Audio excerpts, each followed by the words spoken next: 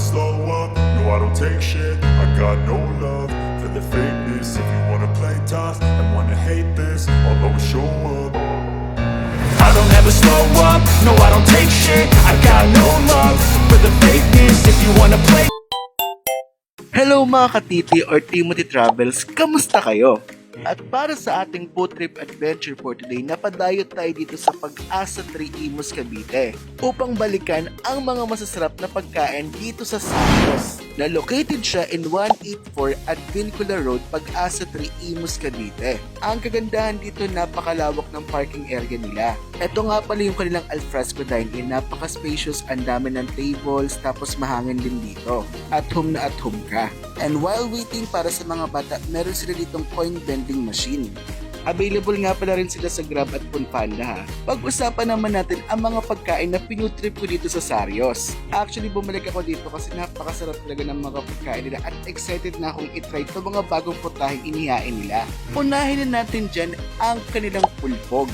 Pulpog is a traditional Ilocano dish made with grilled pork and vinegar, popular in the Ilocos region of the Philippines. Isa sa nagustuhan ko dito, napakarami ng servings niya. Eto isa to sa favorite ko dito sa Sarios. Gusto ko yung element ng lasa niya. May sour, tapos yung pagkasarap mismo ng grilled pork niya. Kaya ito must try to dito sa Sarios. And next naman natin yung kanilang pinikpikan. Pinikpikan is like the Highland version of tinola. A must-try dish in Benguet, pinikpikan is the traditional delicacy that holds significant meaning for the Igorot people. And guys, kaya siya may itim-itim na ganyan kasi yung preparation niya. Pinapalo pa yung manok tapos sinusunog din siya. At talaga naman nag-add up pa ng flavor. At para ma-enhance yung pagkain mo ng pinikpikan, pwede mo na siyang isawsaw sa asin na may sili. Yung lasa niya naman is enhanced lasa ng tinola na meron sa atin. Yung manok niya itself mas enhanced, mas masarap yung lasa. Next naman natin yung kanilang kiniing. Kiniing is a preserved meat, originally pork, that undergoes smoking. The meat is hung above the fire used in cooking at a traditional kitchen for 3 to 4 days.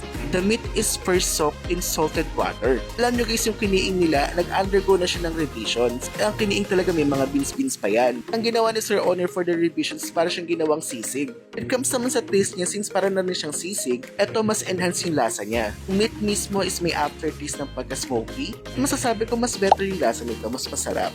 Kaya ito must try din to dito sa Sarios. Dahil summer ngayon, must try din dito yung kanilang cucumber drink. Very refreshing, napaka-natural ng lasa niya. Try nyo. Talaga namang hindi mo na kailangan pumunta ng norte para matikman yung mga pagkain na to. Pala guys, ang Sarios ay open from 10 AM to 8 PM Monday to Thursday at 10 AM naman to 9 PM Friday to Sunday.